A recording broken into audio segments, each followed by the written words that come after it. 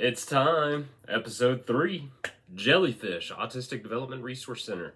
Gotta say the name every time I start it. Branding. Wanting to constantly say those words together so that you start putting them together like Pavlov's dog when he hears that dinner bell ding. He knows it's dinner time. It's time to eat. So when you hear Jellyfish, Autistic Development Resource Center, maybe it'll start eventually catching on. But it will never catch on if we don't consistently try. And this has been an extremely challenging and creatively fun foray into the digital world, getting back into social media as well.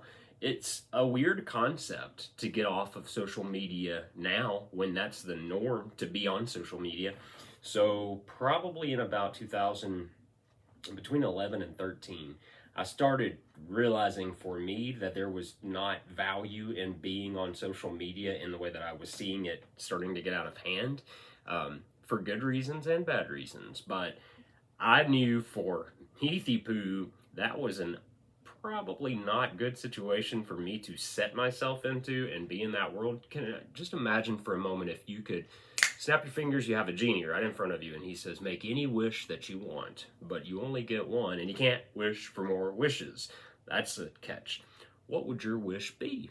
Well, my wish has always been the ability to control time. Our friend, time. Yes, time plays such an important role in my personality when it comes to the conscious awareness of my personality, maybe yours too. But I've noticed through just the 2 episodes that I've done so far, this is episode 3, by the way. Welcome to Jellyfish Autistic Development Resource Center, hosted by Heath Daws. Welcome, episode 3, I guess. And I also kind of see these episodes as like starter practice episodes before it goes good. I got some new equipment on the way, so my sound is going to be way better. Got some new lighting, much better lighting than this. So that's all coming, and eventually it will be here, and we'll be able to have fun and be better quality with it. But for right now, this is all I got. So that's what you use, is what you got. But the first 2 episodes let me look back at it and go, okay, what works, what doesn't? Dang, I ramble a lot, and I have obviously very bad ADHD because I cannot keep straight on a topic for very long. I try to tie it all together like a story, but obviously there's tangents. I love Tangent Avenue. I've been down Tangent Avenue a billion times already myself, so I implore you, go with me. But it has been fun because it's a creative venture, and you can imbue creativity in anything that you create, starting out with it, just having that creative spark. And for a while, as an artist, I told myself creativity only existed for me, or the ability to be creative in certain boundaries. Remember, I'm a boundaries person. Boundaries are very important to me to keep for my interactions with people, for my safety, for my security. Everybody's, and those boundaries are so sensitive. And when you have those boundaries in a work environment, people handle boundaries differently, and we have to respect how people handle boundaries, because their coping mechanism for handling boundaries is probably different from ours, or our students that we're going to be helping. Their concept of boundaries, especially at the ages that they're at. Remember, we talked about that before, the developmental ages, when you're young and you can have a very strong impression made on you by somebody, and this is the thing I think. One of the most important factors of motivating that why, as to why I talk about why I want to do this, how random out of nowhere you just selected autism and neurodiversity to pursue. Well, kind of. I mean, it was like the universe kept throwing signs at me. Have you ever had that, where you're in the grocery store and you get hit by people time and time and again, that are your friends, you're seeing them, you probably knew them at a different, I'm trying to lean into this light, trying to get some new light going because it's such a dark closet, but then it casts that killer shadow, and I don't want that, so maybe just this is better, don't go into the light. But I would run into friends who would tell me, hey, what's going on? And in our age group, they have now had kids and are in school and are working, and they're doing their lives as adults. And part of that involves children. Well, what's the constant? Change. Ding! Change is the constant. Life is about Curveball City. It's going to change constantly all the time. And when you have kids, I bet it's even more so, because you're not just responsible for one person. Like for me as Heath, I'm just responsible for Heath, and I was responsible for my cat. Now I have a dog, so he's my responsibility. But I don't have a responsibility to kids. If I did, my brain would probably be split in a billion directions on a personal level, because I don't want that commitment right now in my life. I think they're beautiful. And in fact, I do want kids eventually at one day in my life later.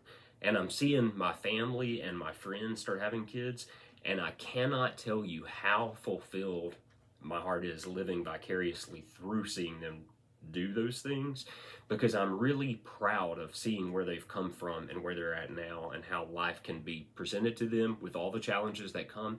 And you know what? That dandelion still grows out of the concrete. What I'm talking about is, let's take a story of a family that may have had a difficult situation, a health scare, something like that, with their kids, with their partner, whatever it may be. And it is so much so that it threatens the very existence of their unity, of their, what do they call it, holy unity, I guess, their marriage, their relationship, or however they identify it. And it compromises the potential for that. It re-reins in those priorities to where you go, oh, that's what's important. Fix whatever's going on, and then jump back on the bandwagon and get to move forward with life. And there's so much more greater gifts that are out there to come in the future than what we've experienced right now. Time has a big part to do with that. You have to have time in order to do these things. And I've tried to play the time joke, like with some friends who can go there with me psychologically or mentally, where we like to just pretend that time is malleable, and we'll take time and say, scrunch up an entire college experience, 4 years, into one day. I've come up with an idea. So a lot of the ideas that I've had, I've just never shared them, and this is a medium for me to do that. So I'm going to throw a lot of random ideas out there as I'm getting to the point of, critiquing my past videos and stuff like that. It's not really about that going forward, but an observation I've made which helps inform the future of this podcast, for me at least.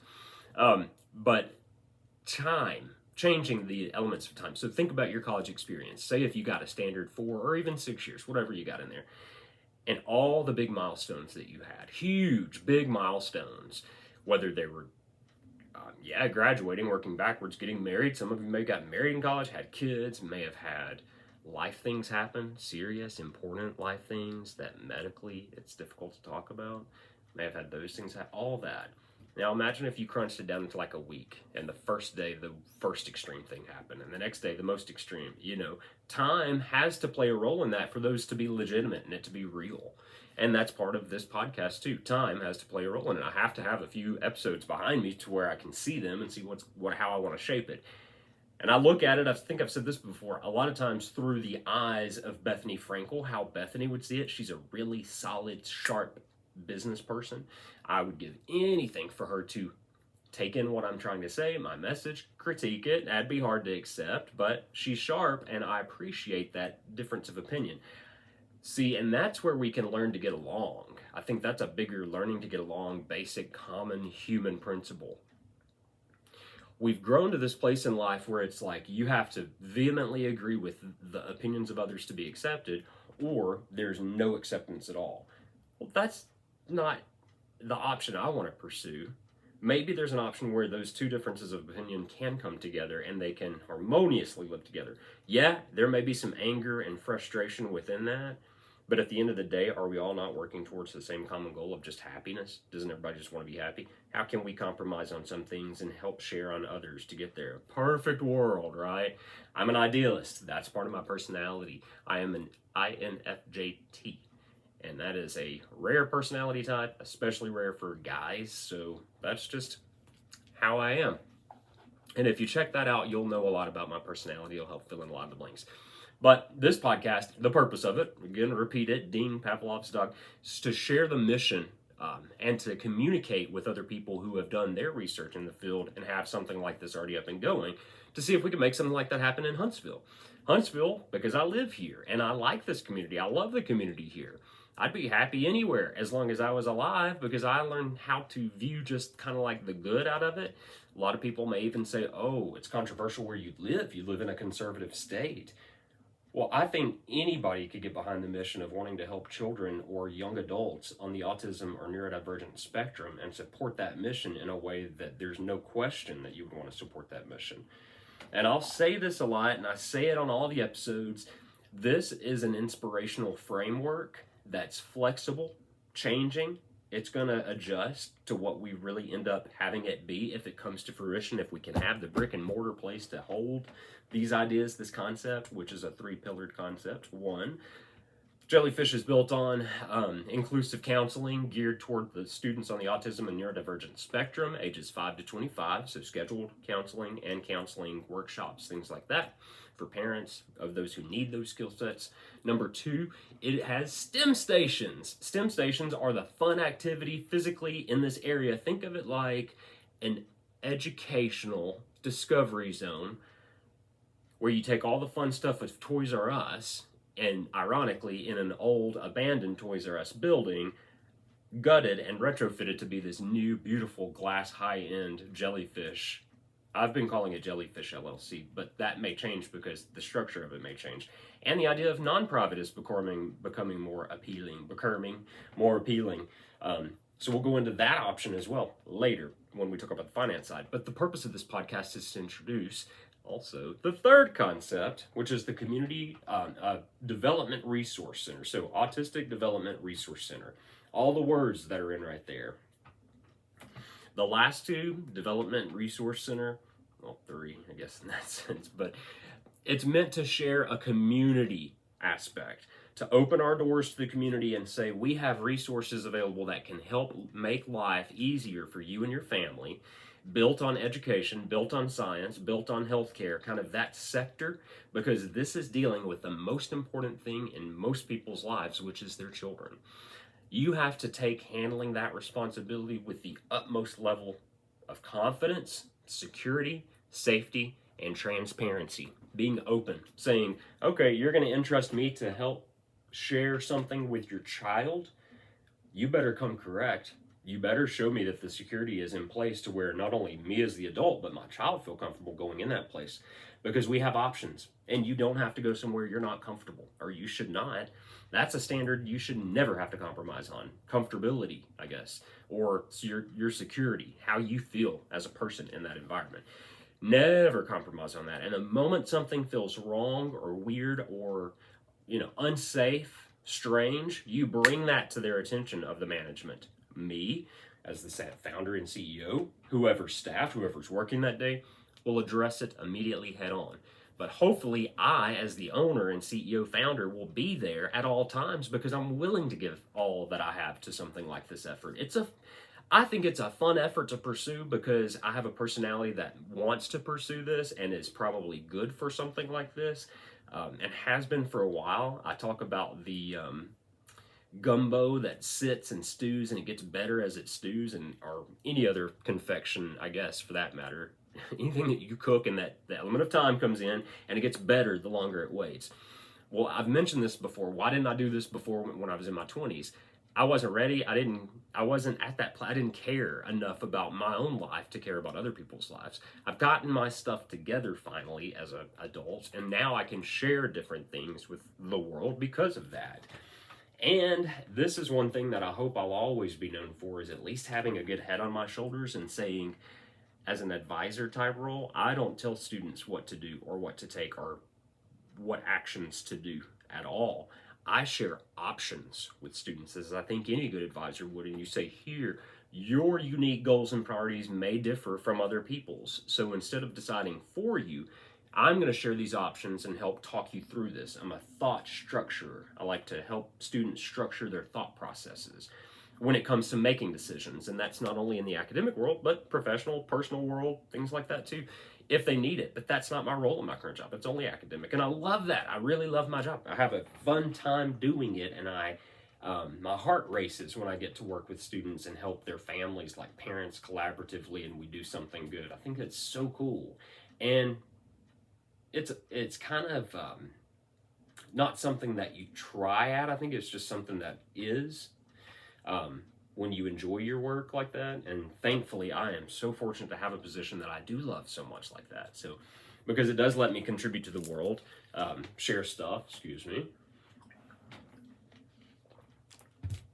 communicate, find out what do we need, what does this community really want or really need, and how can I match my skill set to that. And that's kind of what this is about. So the podcast, again, explaining what it is, the podcast is a year-long journey. I'm planning to do it for a year, and then after that year I'm going to try to take next steps. But the first year is just to try. And for somebody like me that hasn't tried, when I found goals that I wanted to make for myself, I've just shelved them a lot of times. You may feel that same very way. Like you've got big dreams or big goals, because I'm a big dreamer. I'm a big idealist person.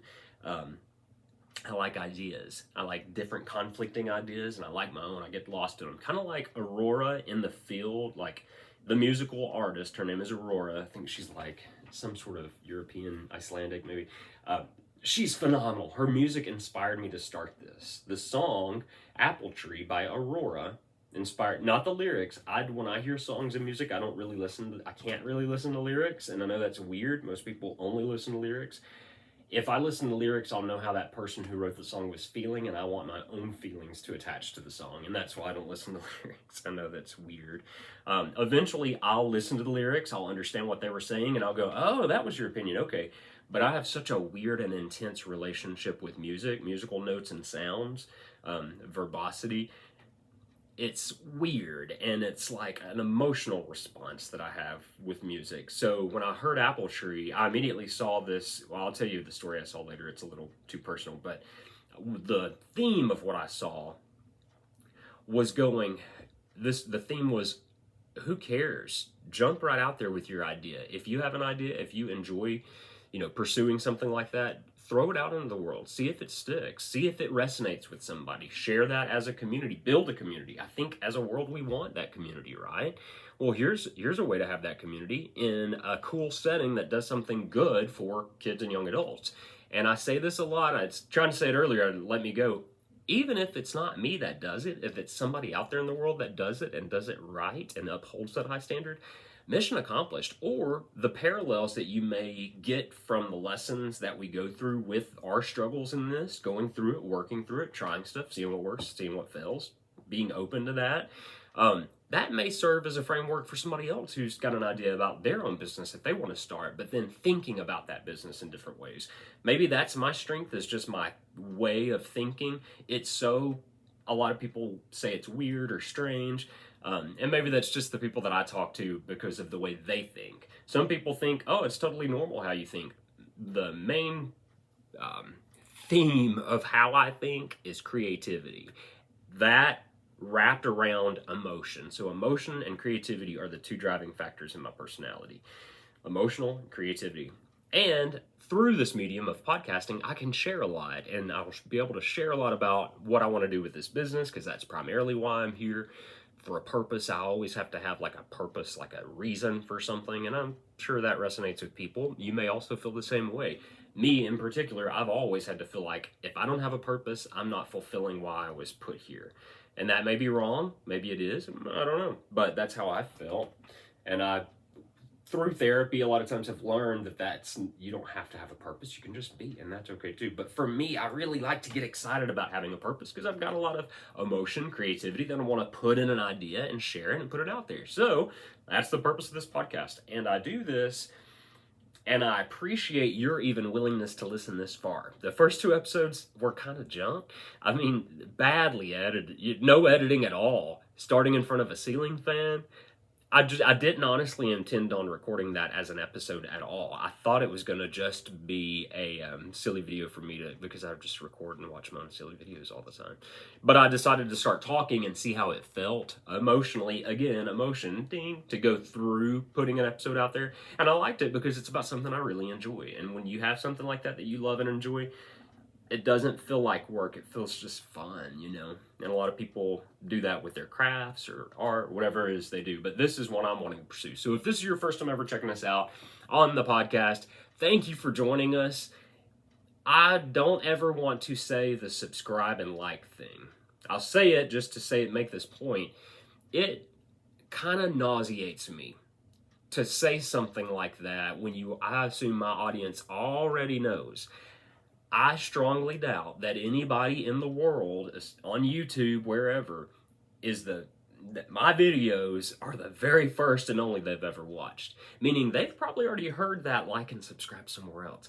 Meaning that you probably don't have to say it. So like, are you just watching the video blindly with you knowing the subscribe and likes there and ignoring it? You could. I think it's annoying to say it though, and that's why I'm not going to say it on this video. It's going to be different because again, my motivation factor is not money. It is something bigger than that. It's a meaningful purpose, leaving a legacy, leaving something that's helpful to people and that they enjoy doing, like happy vibe. You know, if you could think about that positive, happy tingle that you get, kind of like the first time that you started having a crush, and that tingle you get when your love butterflies are tickling in your stomach and you're feeling giggly and you love it, that feeling of love, that very first rush, love rush, that's what I'm hoping that you get out of feeling when you come to this podcast and when you listen to it and watch it. And it's going to get better. I know right now the technology is not that great. I've got stuff lined up, but I got to get other stuff to make it way better, which it will get better. But in the meantime, I hope the content is there. I hope you can get from me my personality and you can see how crazy I am and what I want to work with my crazy. I love putting crazy out there front and center and going, here's my crazy, what's your crazy? And then the boundary exists of going, okay, here's my crazy, I'll meet you and match your crazy and we could still work together. That to me opens the door for humility. Haha, we can laugh at ourselves, right? Because when you can laugh at yourself, it takes the pressure off. We can go forward in we can bond in different ways. You understand people's priorities as humans when you can laugh with them together because you know what they think is funny. That's a good, real quick way to find out somebody's political views too. I've learned that through the years. Just ask them to tell a joke about any sort of presidential thing and you'll immediately know where they stand, which to me, I like all perspectives. People get kind of mad about that sometimes too, because I'm so open with wanting to hear the differences of opinions. People can misunderstand where I stand on things sometimes because I enjoy the entertainment of just being a participant in life and observing it than being in it and engaging because I just am fascinated by people. But now I am getting to engage. And when I engage, Heathy Poo engages, I've never engaged before, so when I did that throwback to, it's been since like 2011, 2013 since I've really put social media content out there. It's the truth because I was in a place in life I didn't want to share anything. Well, now I want to share, but it's not about me personally. It's not like, here's me and my story. No, it's Jellyfish. That's what I'm wanting to put out there. And through Jellyfish, more of my personality will come out. And hopefully I'm real weird about how I share my personality with people or bond with people or develop friendships and things. I heard somewhere, it was like NPR, I might have said it on here before, don't build friendships on common dislike. Build friendships on common likes or common things that you're working towards together that's positive but not negative. So like if you're cracking a joke on somebody and you build that as a friendship, it can have a toxic, environment, I guess, or lead to toxicity. But this is a good thing. So everybody who doesn't know me, or maybe you knew me in a past life and now I'm coming back up and resurfacing, who is this crazy guy? It's me, Heath Daws, and this is Jellyfish. And Jellyfish, I came up with that idea because jellyfish are so adaptable, and they learn through adaptive learning, even though they don't have like that centralized brain like we think of with us. And all those tentacles in the salt water and floating and moving around. I drew the parallel between jellyfish and how they learn with kids on the autism spectrum and neurodiversity. They are just as brilliant and just as smart as anybody out there, although they may have a different way of learning things than the typical structure in a school system may provide. And I think there's beauty in that. And to really not make that student feel bad about being different, but feel good and built up and positive about being different, there's power in that. And when you partner that really good intention, God bless him, he's got a good intention. You partner that with funds, meaning financial availability to make something happen. You partner it with a good idea and a way to see it through and structure it. You partner it with somebody who is ambitious enough to take those risks and be enterprising in a business setting like that. Entrepreneurship is such a big thing right now, and it focuses in business, and my degree's in business. And I went to Athens State University, and I'm very proud to say that. Right here in Athens, Alabama. I know sometimes opinions about Alabama can be strained, but I like to showcase the good things in Alabama, and that's what you're going to get from me. I don't want to go down in the gutter. I don't like speaking negativity about things or gossip. That's just not my thing, because I see that's kind of like a small fry, but you look at positivity as like the king size big fry, where there's so much more places to go within good, and your boundary changes, you know, so you have a lot more options with good than bad. So that's why I like to highlight the good. Sure, still acknowledge if things are bad or if things are inequitable, things like that. That's kind of what makes me mad. Inequities make me mad. Seeing people not be given the same fair chances, that's what makes me mad. So this might be a way to change that. One very small, tiny, one person at a time, you know. So thanks for joining me on this podcast. If this is your first time, maybe it is. Maybe you're just checking us out and saying, hey, he's crazy, or he looks weird, or he's got a good idea. Never get it off the ground, but great idea. Whatever your thought, if you're here now, this right here, I say that on the podcast, I think I want to focus on that as well. This right here, this moment that we're sharing together, you being alive and watching this video, if you're breathing, living, conscious, you have this video playing, you're in this, think about what it is you want to do for your passion in life if you haven't already. Even if it's different from something you're doing right now. Change. That change. Is it worth pursuing? Ask yourself that. It may not be. It may need to be shelved for a little bit, but it may be ready to pursue. And hopefully that's what jellyfish is. Change. I wanted to bring this up about change. You know, change can be difficult. Change for me is really difficult. I have like an adjustment disorder. I don't want change. I want things to be the same. And that's very common in that world as well. Well, think about the first day after an artist decides to change their name from their legal birth name, citizenship name, to whatever artist name they're coming up with. For example, Lil Nas X, wasn't he Montero before he changed his name? So think about, I don't know if he had developed that concept of the name for years before he came out with it, if it's something that inspired him, that he said, boom, this is who I'm going to be. What structured the name, the 3 words, Lil Nas X? What made you want to decide to have that name? How did it identify with you in a way such that you wanted to put it out there in the world and say, oh, don't call me Montero anymore. I'm Lil Nas X, and I'd like for you to call me that. How difficult was that change on day one? Whoa, on an earthquake on day one. Think about that. Change on day one.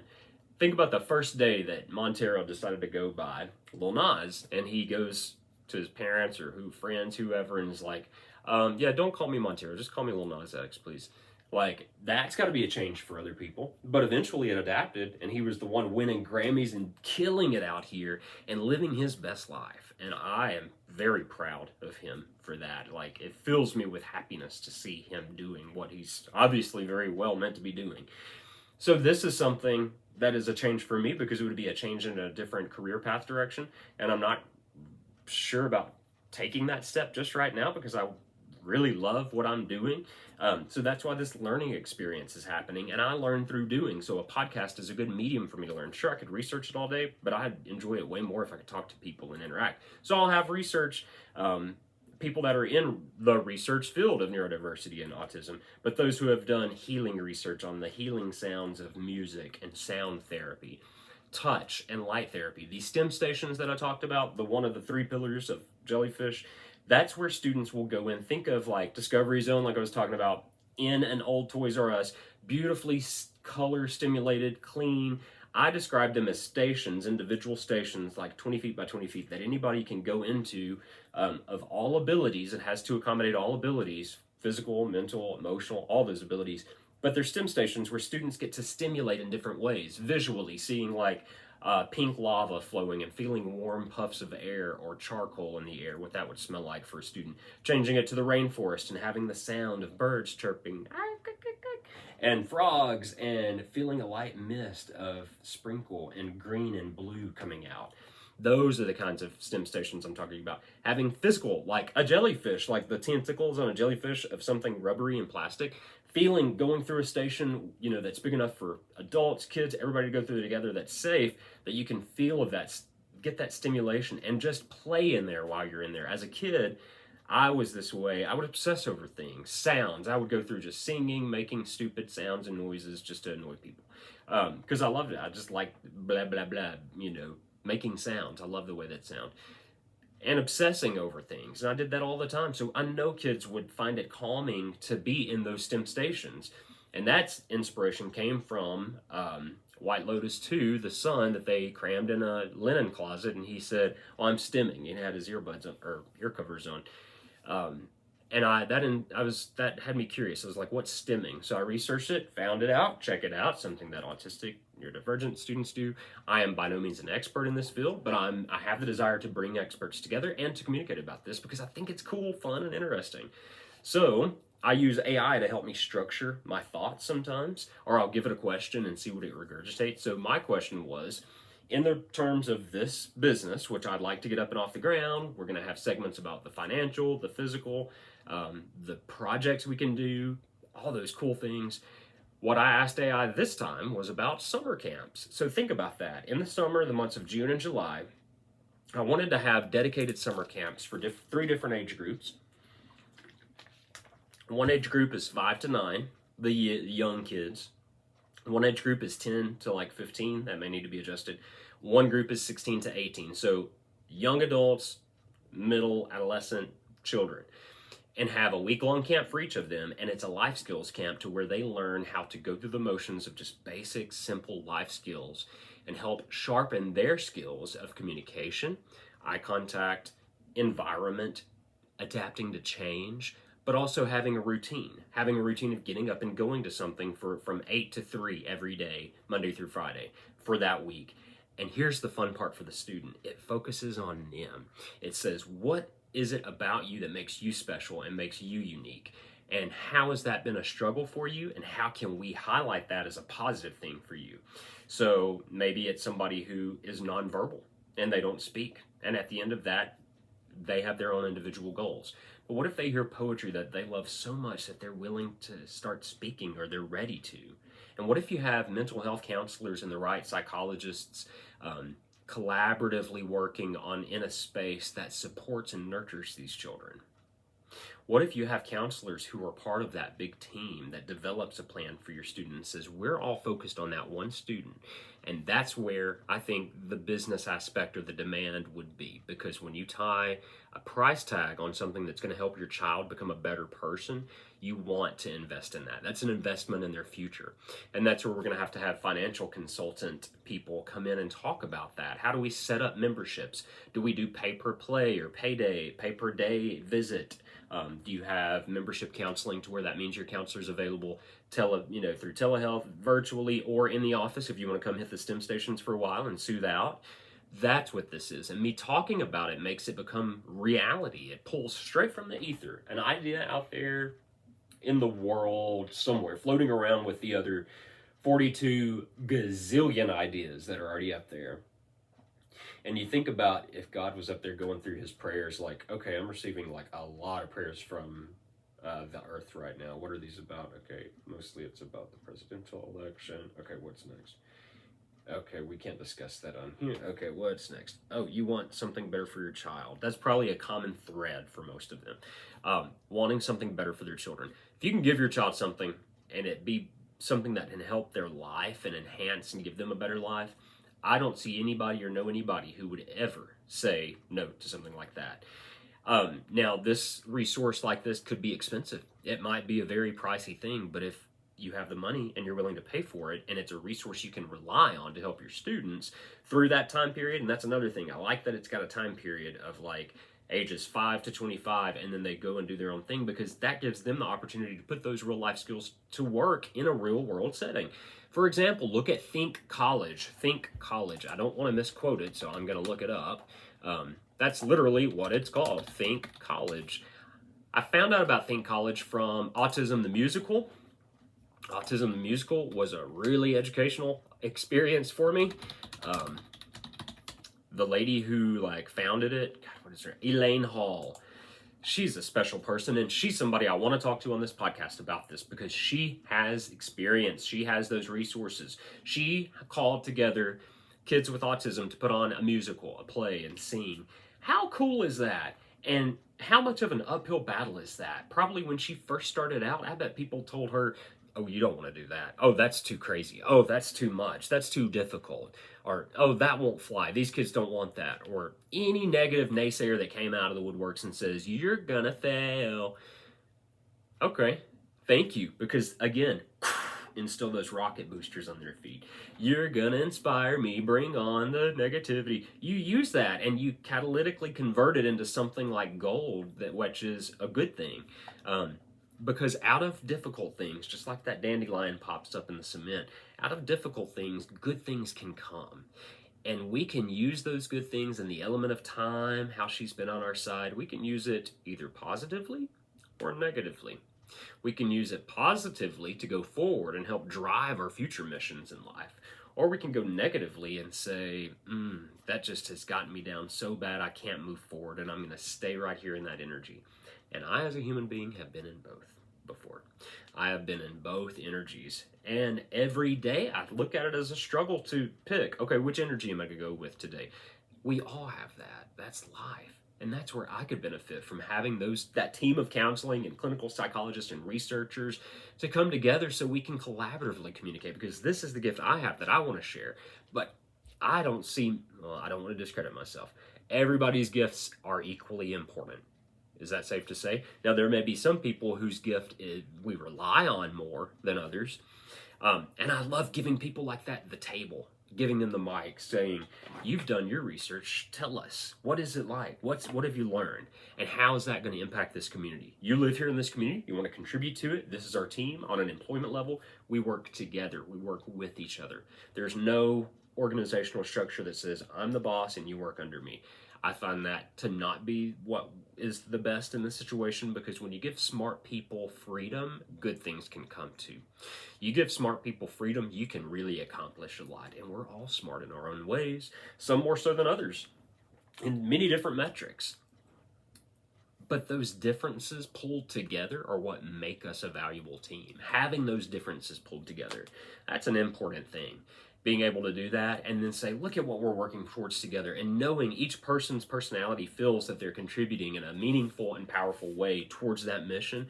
Man, you just don't get any better than that. That's living the dream. So when people ask, oh, how you been? Oh, living the dream, man. Let's make that true. Let's be able to take our bicycle and a backpack and a granola bar and a bottle of water, throw it on our back and hop on our bicycle and ride our bikes to the office. And say, hey, I'm going to host my counseling sessions outside on the veranda today because the weather's nice, the rooftop veranda up there. Being able to say, oh yeah, every Friday we know my boss is going to buy us lunch because he's just cool like that. And now we're going to do something for him because we show appreciation that way. Or, hey, here's a cool thing that we could do as a team to build our teamwork together, doing one of those challenges that we send our students on all the time. Turning that camera inward and going, us as a family at work, we need to be recognizing what it is we're needing help with and where our strengths are so we can be better servants to the community. But Think College, it's a national, I'll just go ahead and click the website. I just Googled it. I'm in my closet as always. This is my little recording studio. Think College, about what is Think College? See, and I'm getting ideas from all these different websites and stuff like that of how we would structure it. Daymar is another one. I think that's the name. I'll tell you about that in a little bit. But Think College. Again, the idea that came from Autism, the musical. Think College provides resources, technical assistance, and training related to college options for students with intellectual disability, and manages the national listing of college programs for students with intellectual disability in the United States.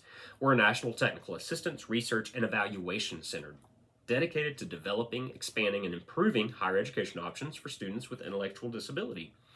With a commitment to equity and excellence, Think College supports evidence-based and student-centered research and practice by generating and sharing knowledge, guiding institutional change, informing public policy, and engaging with students, professionals, and families. And that's it, engaging with all those different parts. There's a fact sheet, coordinating fact sheet center, inclusive higher education network fact sheet, and so much else about there. So much else about this out there, but I fell in love with a lot of the kids on that movie because your heart goes out to them. One of the kids, let me just look up the cast. I think his name was Wyatt. Come on, where is Wyatt? I think it was Wyatt. Such a cute kid, man. Yeah, it was Wyatt. Such a cute kid. He genuinely and sincerely went to his mom and said, why are the kids picking on me, Mom? Is it because of something? That just about broke my heart, and I almost cried like I did on episode 1 with my kitty cat passing, telling you about that. Thank God that's now, I've lived through that emotion and I've gotten it out, but it was difficult at the time, and I went through it, and I feel like I addressed it the best way that I knew how, which there's no way, no guidebook on how to do that. Everybody has different terms on how they cope. And it's healthy to give people that space. So I appreciate your sentiment. I got a lot of good feedback from people saying that they actually cried when they were listening to it because of watching it, and just brought up a lot of those things. My math was wrong. Oh, that's another thing. You have to come correct whenever you were wrong. So I was caught up in emotion, and I said the year was 2007. I was wrong. The year was 2009. So the cat was 14 years old. So 2009 to 14 is 2023. He passed in February. That's when I had to put him down. So when I'm telling you this in 2024, and I said this cat was 14 years old, but I told you a story about a cat and my best friend Shelby bringing him to me in 2007, that was wrong. It was 2009. So mix up, but it hit me, and I was like, I want to correct that. That's how I do if I'm wrong. Very honest and forthright about that. And that's how I am in kind of a business setting too. If I've done wrong, or if something's my responsibility, I like to take ownership of it and move on. I'm going to mess up every day just like I always have, but taking responsibility helps us clear things up. So that's why I do that. The other thing, Dr. Ricardo Figueroa, my doctor at Birmingham Children's Hospital in the 90s. He was not Cuban. He was Puerto Rican. Again, I was wrapped up in the emotion, and I thought he was Cuban, and that was my mistake, and there's a big difference. He was Puerto Rican. Very big, loud, proud Puerto Rican. And he practices, I believe, still in Florida. You could Google him if you wanted to. He saved my life, and I love him, and I would like to talk to him if he is available. He's another one, just like Beverly Mahone. He's another one, Dr. Figueroa. He's somebody I want to talk to. As a former patient coming back, 30 years ago, saying, hey, do you remember me? I know you do, because how could you forget? How could you forget me? You know? And then just saying, here's where I'm at, and you helped get me there, and your safety and your security and your well-being making me better, that helped me in life. And I appreciate you for that, and I hope you have a good life going forward. And even after you've passed your spiritual life, wherever that takes you. Hope you go to heaven for all the good things you've done. But Think College, check it out. Daymar. And whenever I'm referring to my INFJT, that's an Enneagram, I think is how you say it. Daymar, Daymar Autism Services, DAMAR. So they're very well organized, and their website looks phenomenal, and it's kind of what I want to model Jellyfish after. I want to model after that Think College program too. I want to do it for here, and I want to call it Jellyfish U. And we could change that. It could be JU. Maybe that sounds more cool and not as kid-like for the young adult. You know, if they want, oh yeah, I'm JU, I'll go to JU. And it's really Jellyfish University. It's where they get the college experience. The emphasis about that, by the way, before we move on to the next thing, they didn't place a ton of importance on GPA. It was more about just trying, them doing it, going through the motions of college, being responsible for showing up to class when they're scheduled, doing the homework the best they can, or trying, being active in clubs and organizations. And Wyatt's experience was that when he got around friends, people that loved him and showed him that love, he started thriving and doing a lot better. So he communicated more. He didn't feel as picked on. He felt included, part of a community. Same thing with, I think the young man's name is Tanner on Love on the Spectrum, Autism on the Netflix. On Netflix, it's a show on Netflix called Love on the Spectrum, I believe. I could look it up, but I'll just tell you about it. And it's about people with autism finding love. And they're at that age range, like 18, I guess, to 24, 25-ish. Maybe older, maybe, I don't know. But I watched a parent, Tanner's mom on there, beautiful woman, and she's so well put together. I mean, she is just on it. And she came to Tanner's apartment, and she was pumping him up about the date and if things changed, how to handle it, because I think they were going like to the zoo or somewhere. But her tone as a mother changed when she was talking about, well, Tanner, we may have to change plans if it rains or something, and we need to be ready to adapt to that. I fell in love with, how could you not love a mom like that breaks it down like that for their child in a way that they're not going to like freak out like I would have if I was a kid probably and change happened. Just being there to support, and she's beautiful and fierce and everything about her, she's so cool. But she spoke really slowly and intentionally whenever it came to sharing something she wanted to communicate, accurately with the child. So that's That was her. She was phenomenal. And I'd love to have her on here as a parent eventually, whenever it gets some legs up and becomes a little better. I've kind of got my first interview lined up. Really excited about it. And she's a phenomenal person. You're going to hear about her as well. But that's Think College, JU, Jellyfish. We could do the same thing. We could mirror the program after that, kind of have our own. But Daymar services, check that out. I'll go into that on another day because that's a whole website of services. I think they do live-in, like residential and stuff like that. So it's probably way more involved than what I'm talking about, starting with Jellyfish just being an outpatient, counseling center where kids can come and do STIM stations. We also have community resources. But the thing that I asked ChatGPT about, and that's the AI I use, is I was talking about the summer camps, having these 3 summer camps, ages 5 to 9, 10 to 15, 16 to 18. And they focus on different life skills. And I said that to bring up Think College, to bring up Daymar. They help pair these students, these kids or children, with life skills, valuable, usable skills that they need to function in this world. How cool is that? And that parents are willing to pay for that? I couldn't understand that. And then I woke up and was like, duh, of course they would. That's a resource that's giving them something to help their child be a rock star, like who they're meant to be. And not even like a rock star, just a contributing member, normal person of society that makes them feel normally included. And I use that word normal not to offend anybody. So if it did, I'm truly apologetic. Normal's not the right word. Maybe inclusive. Maybe that's the word. Just inclusive. Just feel like a part of the community. That's all.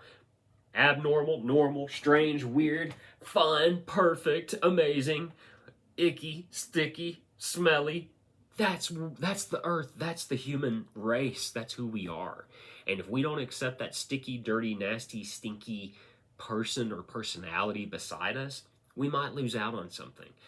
And that's why I love the human connection with other people. We're so much more valuable when we're together as a whole. We're stronger. And do this. If you think change is not real, put your hands together like that if you can.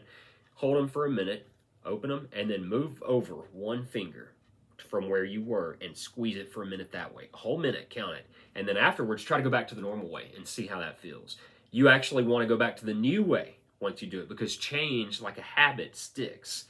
I learned that in Drum Major Academy, and I thought it was so cool. I'm sure it's been said more eloquently than I did, but that's just the concept of it. Change is hard, but once you do make the change, the other way becomes strange after that. So I asked ChatGPT or AI to help me craft these 3. This is what I said.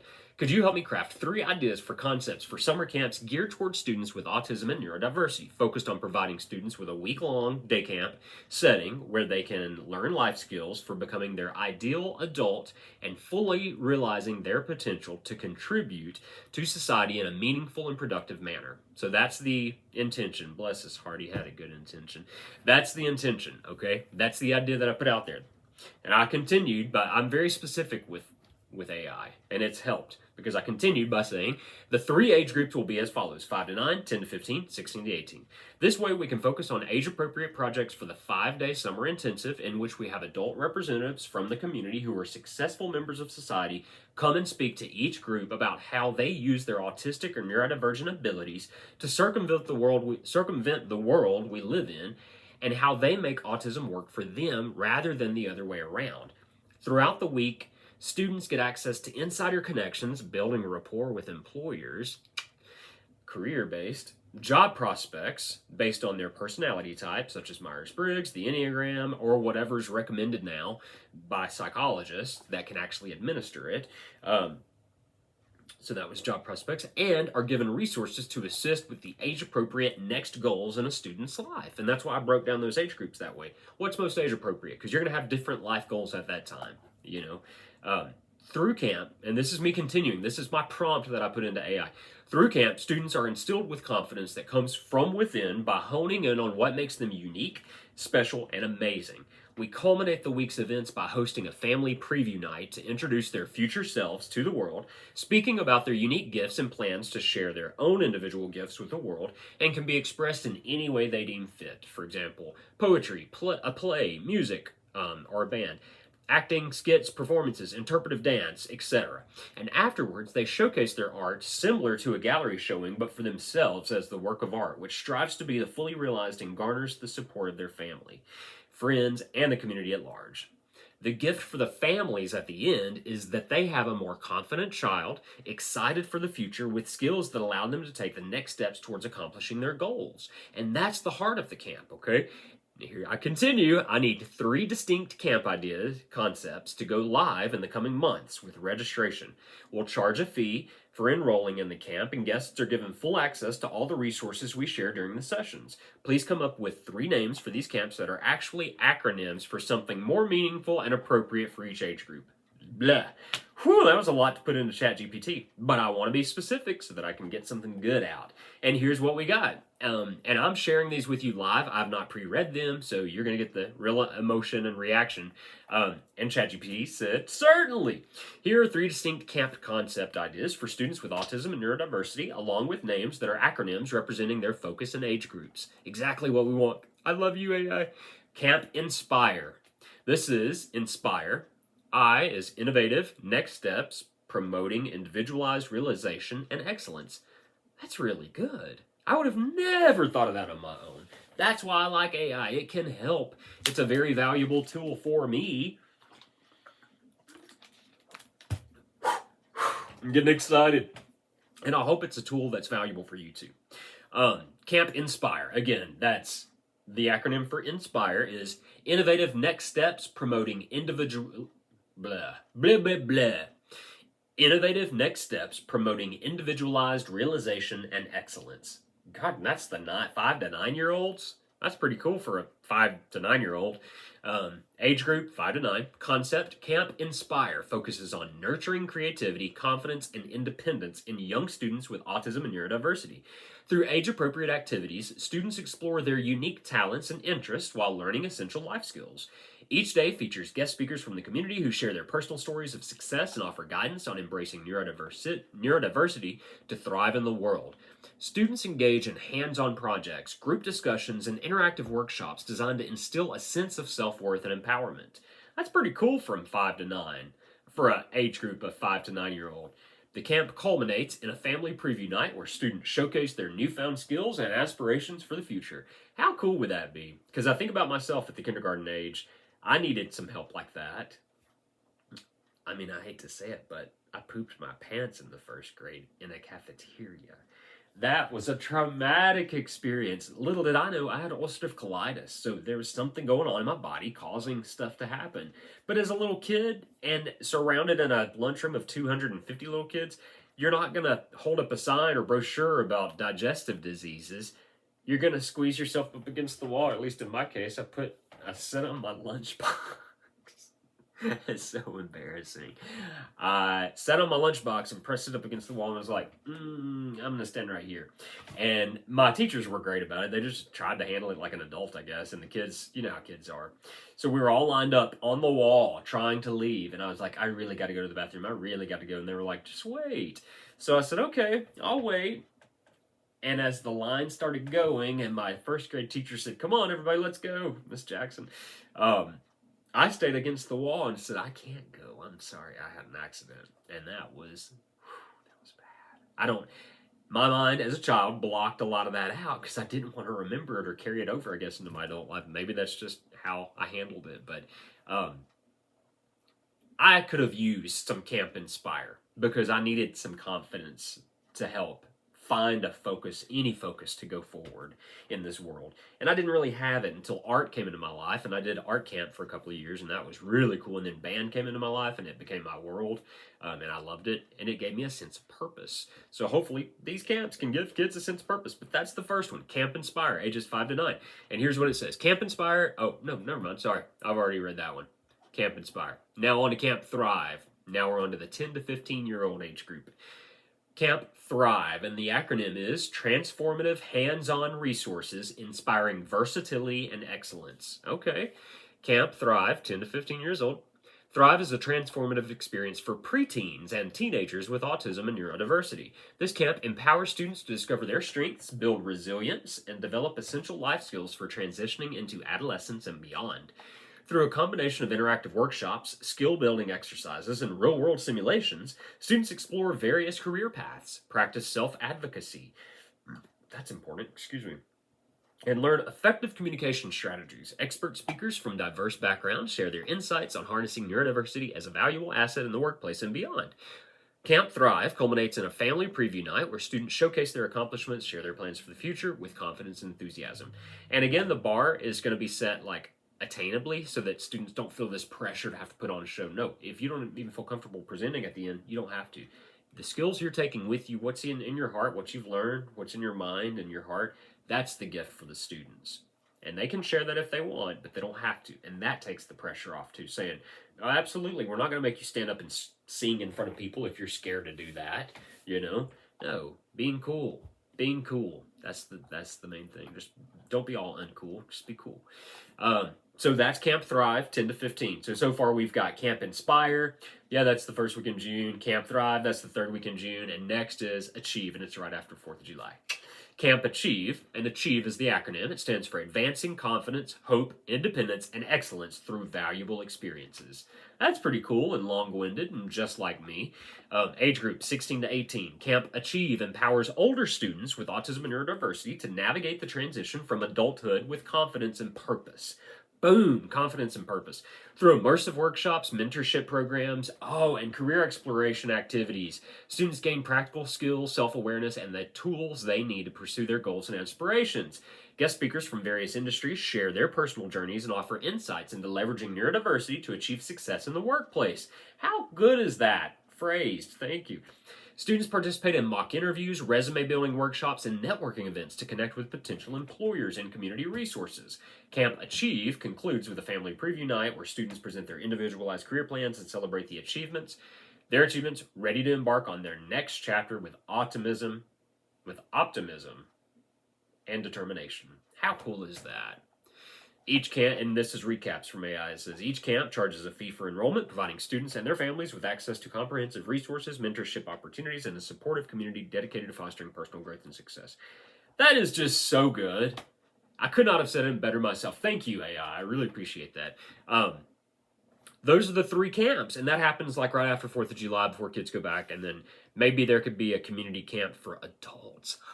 Think about that. A day camp for adults at the last part of summer before we go into the school year. And it's like a boot camp for parents on how to handle... Oh, man, that's cool.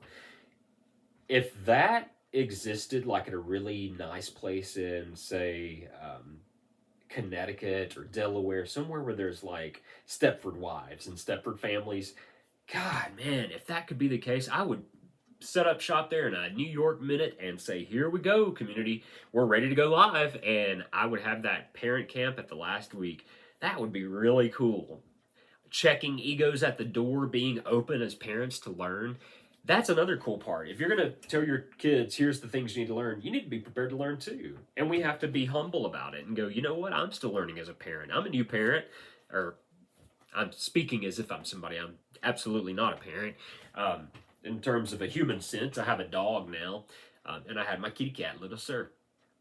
And I want to have a memory honoring Little Sir in this new business too. I just haven't figured out how yet, but I'm going to wrap this episode up. We're almost at an hour. It's going to take a long time to upload. Figured that out through uploading videos. Pretty cool though. This is stuff that most like 14 or 15-year-old kids, I would assume, already went through. Like, oh, this dude doesn't know how to use YouTube. That's so unposh, man. It is pretty unposh, but I just don't like technology as much, and now I'm trying to adapt back to it. So it's a learning curve, but it'll get better. It'll get better. Just watch. Eat the sausage. Just watch what happens. That's what I heard Jerry Seinfeld describe the name of the show, Watch What Happens, that Andy Cohen host. He said, yeah, it reminds me of everybody's at a restaurant, your mother's saying, yeah, eat the shrimp cocktail, watch what happens. And like laughing at that whole caricature this person Jerry Seinfeld just created. But it's a humorous thing. I hope you've enjoyed this episode. I'm getting kind of congested. My sinuses are nuts, so I'm going to take a break and chill out. But this is my 1-hour episode for this week. I don't know what the frequency is going to be like. I would like to do them every day, but that's really hard. So maybe once a week or so. That's what I can do right now. Maybe I can continue. If you have ideas for this, send it to heathdaws@gmail.com. Yes, email me and let me know if you like the podcast, if you have ideas for it. Where can we go? That's part about this podcast that I want to always maintain flexibility, being open to changes and opening to adapting. So like, I want to talk to researchers, right? Okay, well, which researchers? Art researchers, people that do healing art or the interactive therapy of art. Animal therapist, bringing in service dogs that have a coat that kids can touch and love and just let their guard down emotionally for an hour. We could do that as part of summer camp too, every day, have them come. And that'd be a community partnership. I mean, that's an engaged in the community thing that's good that people would want to get on board with. Like, say, in your local Colorado Springs Chamber of Commerce, I did some research on them this week, and I'm speaking like that because I assume they are not country people, but they're so put together. And I was thinking, God, what if we had our local chambers do something like that, weigh in on this idea and say, we believe in that cause and we advocate for that, and we were willing to connect you with other resources that are, or applying for grants that we could make this happen. But art researchers, music therapist, dog therapist, animal therapist, all these ideas, psychologist, clinical psychologist, students who have just graduated college that had some experience, they're fully licensed, they're ready to go, and they care about making a difference in the world. They have a cause that they're after. That's who I'm trying to resonate with. Communities, moms with kids, dads with kids, families with kids. It doesn't matter the family structure. Accepting all differences, encouraging what makes people different, saying that's what makes you special and we appreciate and we love that. That's the community I'm wanting to build. So if this is your first time watching, thank you for even getting this far in. I hope that you check out our other videos. I use the collective we a lot, but it's just me. Check out the videos. Let's build this community together. About to have a website going live. About to have a real podcast out there in Apple, which is going to be the legitimate podcast. These are just kind of like preview videos for the podcast. But I'm taking them with the utmost sincerity. So this is episode 3 podcast. Woohoo! I felt like Tim Allen and the Santa Claus just then. Maybe I'm the next Santa Claus. Climb up on the roof and fall off onto some clothes. I'm going to share all my explorations with AI with you guys, but I want your input because I love to hear that. I really like the feedback I've been getting. I appreciate the critiques too. Yeah, it'll get better, and we're going to get there together, and that's why Jellyfish is so important to me. Jellyfish, Autistic Development Resource Center. Let's put this together. I'm going to go live. Oh, the logo that I've created. It's just a simple, I'll show it to you right now. I got it on I literally used it to create with Adobe Express. If you haven't checked it out, they could be a sponsor. Just kidding. I don't know how any of that works. I just hear that on other podcasts like, oh, this is a sponsor. Canva's your sponsor or something. Great. How does that work? How do we do that? My Adobe Express, though, is filled with just logos that I create because I do this all the time. So, right now we have the Jellyfish logo, well, which is usually white, but now it's blue. And this is what I'm going to start doing. Instead of having sparse posts, I'm going to use these different colors that are provided. So this, let me get to the switch up. So Adobe Express is so cool because you can design stuff like a logo that I just put together, and I have hardly any graphic design experience whatsoever. But just putting together a logo, like sample logo just like this, calling it something. Okay, great. There's the Jellyfish green logo. Look, that looks so cool. Mix up the color. You can change it. You can change the colors out, change the theme. That's how easy it is to use this and how cool it is. But I'm going to start putting the logo in different colors like that and then just posting them with songs that inspire me. Oh, I really like this one. I think this is the next one that I'll do. Something like that. It's like yellow and bluish, professional. I mean, I like that it's changeable, it's malleable, because I want everybody to be able to do their own, create their own kind of Jellyfish logo. Eventually, I'm talking years in the future, once Jellyfish is a known logo. But having that as the logo, that's the logo on our shirts. That's the logo on the board. It's a beautiful big glass, clear white illuminated glass that says Jellyfish, and then there's vibrant hues of color coming out from around it. Endless opportunities for the color. But I want to stay malleable and flexible with my business plan. So that's why I'm putting it out here in this structure of me just coming to you from my closet where I record this stuff and saying, hey, this is an idea. It's a baby idea. Remember we talked about ideas are like babies. They puke on you. They need changing a lot and they start small. Well, this is still a baby. I did a little gingerbread man baby. It's kind of like a Stretch Armstrong. If you've remembered that toy, I had a Stretch Armstrong, and I love the smell of it. When you stretch it, it smells funny, like rubber or pool floats or whatever. This is like a baby right now, a gingerbread. And I kind of want to create that and then market it and sell it. Baby idea. Get baby idea. What idea will you make with baby idea? And grab little baby idea and stretch him. So it's kind of like a Stretch Armstrong, but it's a gingerbread version. It looks like a gingerbread man. And you just get to pull it and make ideas. That'd be a weird Christmas toy. I would love to be the CEO of a kid's toy company. That's what I wanted to do for a while with my business degree because of the creativity that I have, but I'll go into that on another day. But I say that because I'm going to be throwing a lot of new ideas out there and throwing a lot of posts out there with different ideas for the colors for logos, just because to have fun with it and to remain flexible about that. So if you see those, that's probably what that's about. But thanks for tuning in. I appreciate your time, and I hope we get to make something special happen in life through Jellyfish, the Autistic Development Resource Center. Thanks. Bye.